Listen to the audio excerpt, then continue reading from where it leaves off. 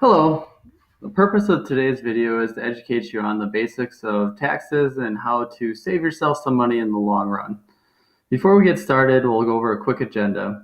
Today we're going to be talking about basic tax preparation, and when you prepare your taxes, you'll need to have the following 4 items accessible. First, you'll need to determine your filing status, which was done when you started your job. It's important because it determines a lot of the tax implications that we'll talk about. Second, your employer would have provided you a W-2 form that shows you your income for the year. 3, any deductions or credit forms that were sent to you or that you completed on your own, and or records that you might have that also can be deducted from your taxes. And finally, you'll need access to the irs.gov site. So let's get started. The first item that we'll talk quickly about is the W-4. When you start a new job, this is one of the first things that you will do. To go over some basic information of what's on it, you'll notice that lines 1 through 4 have some basic information. The ones that we want to focus on are when you check single or married. For most of us, the single box will be checked for the first part of our life. So we'll focus on that for now. The next thing that I'd really like to point out to you is line number 5, where it says the total number of allowances you're claiming. On the back of this worksheet, when you get it at your job, you'll have a worksheet to complete on the back side. For many of us at this point in our life, we can either claim 1 or even 0, or in some cases, exempt.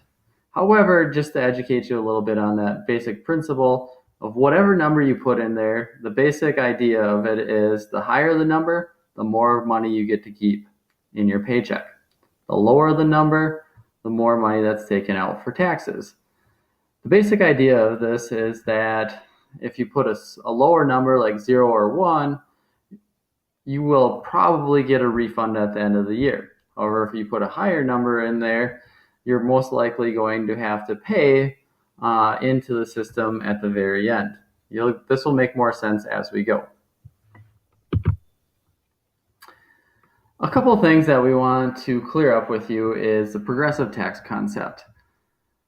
Many people will sometimes say, well, I make $70,000, so that puts me into the 22% bracket.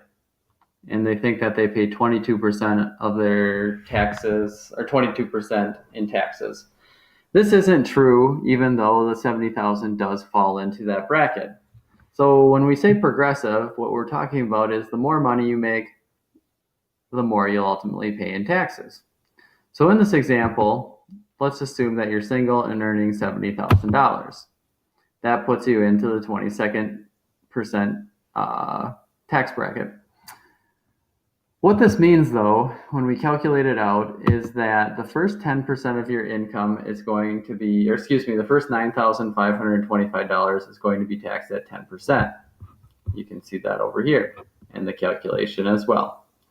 In this particular table, you can see that this calculation is also done for you, so that as we get to the next portion of our $70,000, we can take that first 10% and bring it down, plus the 12% over your taxable income, or excuse me, your earnings.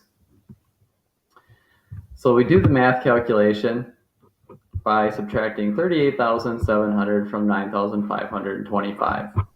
Okay, that means that the next $29,175 will be taxed at 12%, which gives us a new total of $3,501 to then add to our $952.50.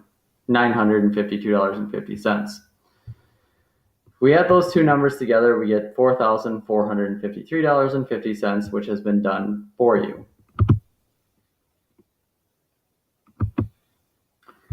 Now, if we were to finish this up, we have to figure out the last portion of his taxable income. So we'd take $70,000 minus $38,700, which equals $31,300.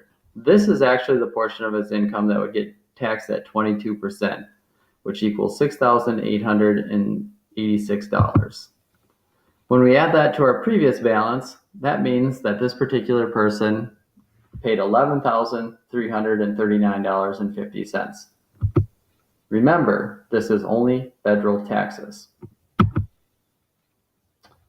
Keep that number in mind as we move forward. Eventually, we will be doing the actual 1040 tax return. A couple things that I will point out is the tax 40 is accessible online. However, in this example, we have provided that to you in a paper copy so that you can refer back to in future assignments. You will be tested on this, so make sure that you follow the directions.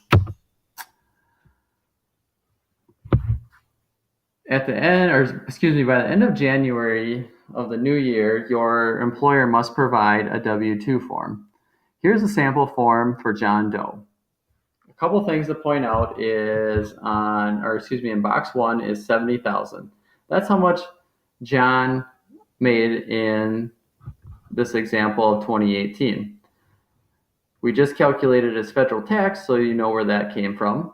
And then you can see also that Social Security number shows up here, which just means that basically it's always the same thing. And you've been paying Social Security wages on $70,000. We'll come back to this W-2 form shortly. One thing that you'll hear me mention when we get into filling out your actual 1040 tax form is this Schedule 1. You'll notice that many of these items require completion of additional forms and/or record of proof. So as you start to look at it, it's broken into two different categories. Additional income, as you can see, things like alimony, other businesses. If you sold something and made money on it, like a house, there might be capital gains. And then you have all these other different things. We also talk about adjustments to income. These are things that would actually help lower your taxable income or tax liability.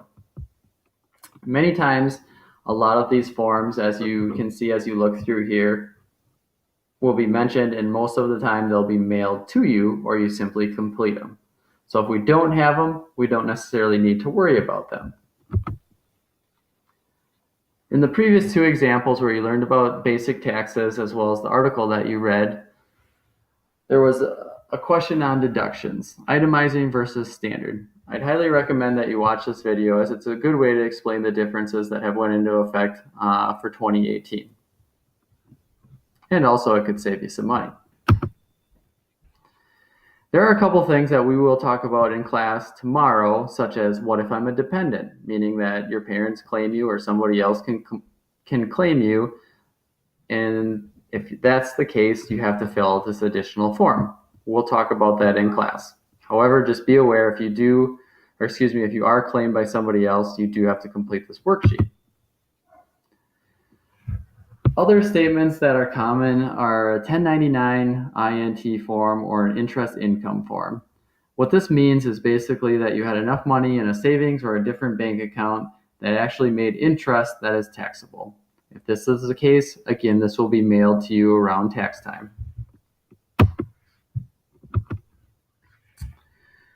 Those are some basics. Now let's get into completing the tax forms. This will be shared with you in the next video.